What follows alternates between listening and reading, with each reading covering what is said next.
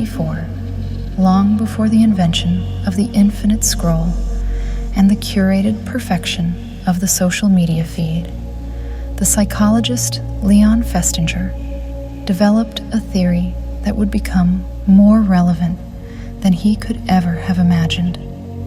His social comparison theory proposed a simple, powerful idea that we have an innate, fundamental drive to evaluate ourselves. And one of the primary ways we do this is by comparing ourselves to others. In a small, tribal society, this was a useful adaptation. It helped us understand social hierarchies, learn from skilled members of the group, and gauge our own standing. But in the modern world, this ancient mental software is running on a dangerously overclocked processor, creating a pervasive and often toxic state of mind, the comparison trap. This is not a new problem, but its scale is unprecedented. We are no longer comparing ourselves to a handful of people in our village. We are now carrying a device in our pockets that allows us to compare ourselves to billions of people across the globe at any moment of the day. And crucially, we are not comparing our full, unedited, behind-the-scenes reality with theirs. We are comparing our director's cut with all the struggles, doubts, and boring moments to their perfectly edited, color-graded, and relentlessly positive movie trailer. This is a game that is neurologically and psychologically rigged against us, and it is stealing our joy, our focus, and our ambition. To escape the trap, we must first understand its mechanics. Social comparison generally takes two forms, downward and upward. Downward social comparison, comparing ourselves to those we perceive as worse off, can provide a temporary fleeting boost to our self-esteem. But the dominant mode of comparison, especially in a world of curated online personas, is upward social comparison. We are constantly looking at those who seem more successful, more attractive, more accomplished. While this can sometimes be inspiring, research consistently shows that it more often leads to feelings of envy, inadequacy, and diminished well-being. A 2018 study in the Journal of Social and Clinical Psychology found a direct causal link between the time spent on social media and increased depression and loneliness, with upward social comparison being a key mediating factor. Your brain doesn't always know it's being shown a filtered reality. It perceives this constant stream of better as a genuine reflection of your own social standing, triggering a low-grade but chronic threat response. This has a devastating effect on our ability to execute. The mental energy you spend monitoring the progress of others is energy stolen from your own work. The focus you place on their achievements is focus diverted from your own unique path. Comparison doesn't just make you feel bad, it actively sabotages your potential by consuming your most precious resources, your time, your attention, and your creative energy. So, how do we escape? The Flint Mind framework argues that the solution is not to simply stop comparing yourself to others. A piece of advice as useless as telling someone to just be happy. The solution is a strategic and deliberate transfer of power from external validation to internal validation.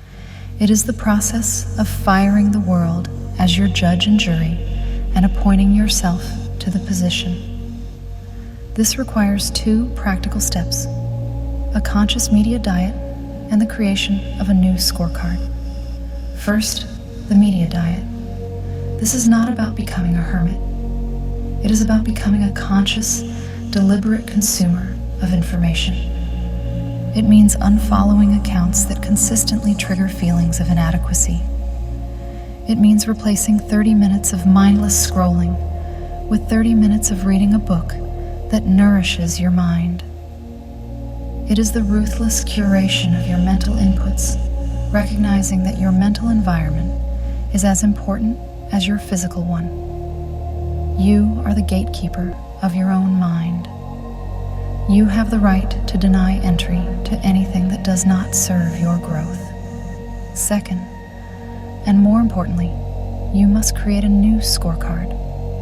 The world's scorecard is based on metrics that are often superficial and largely outside of your control. Job titles, salary, social media followers, awards.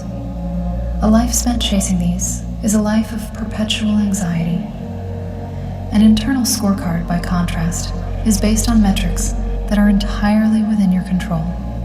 Your process, your effort, your growth, and your alignment with your own values. Instead of asking, "Am I successful by their standards?" you start asking, "Did I live by my own standards today? Did I learn something new? Was I consistent with my habits? Did I act with integrity?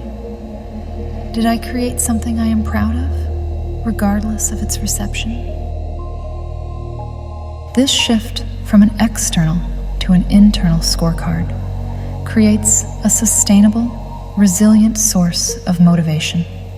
When your sense of accomplishment is tied to your own actions, you are no longer at the mercy of external feedback. You can have a day where a project fails or your work is criticized, but you can still go to bed with a sense of victory because you know you showed up, you did the work, and you honored your own process. This is the only form of success that cannot be taken from you. Furthermore, once you stop looking sideways at other people's paths, you finally have the mental space to see your own. The Flint Mind teaches that every person has a unique blueprint, a specific combination of talents, passions, experiences, and perspectives that no one else possesses. For years, many of us try to suppress our unique interests to fit into a mold we believe is successful. We try to copy someone else's blueprint. But when you operate from an internal scorecard, you are free to embrace your own distinctiveness. You realize that your weird interests are not liabilities. They are the ingredients of your unique voice. This is where true innovation and deep, intrinsic fulfillment are found. You exit the competition. You are no longer playing the same game as everyone else. You are creating a new one, a game where you are the only player. Let's be clear, this is not a one-time decision. It is a daily practice. The temptation to revert to the old scorecard will be immense, especially when you are just starting out and your results are small. The only comparison that truly matters is the one that the Stoic philosophers advocated for thousands of years, measuring your present self against your past self. Are you growing? Are you learning? Are you becoming a better version of the person you were yesterday? These are the only benchmarks that lead to sustainable progress. So, the path out of the comparison trap is clear. 1. Declare independence. Become a ruthless curator of your mental environment. 2. Define your scorecard. Replace the world's metrics with your own. Focus on your process, not the prize. 3. Discover your blueprint. Stop looking sideways and start looking inward. Your unique combination of skills and passions is your greatest strategic advantage. 4. Run your race. Measure yourself only against who you were yesterday. Fall in love with the process of incremental improvement. The world doesn't need another copy. It needs the full, authentic, unapologetic expression of you.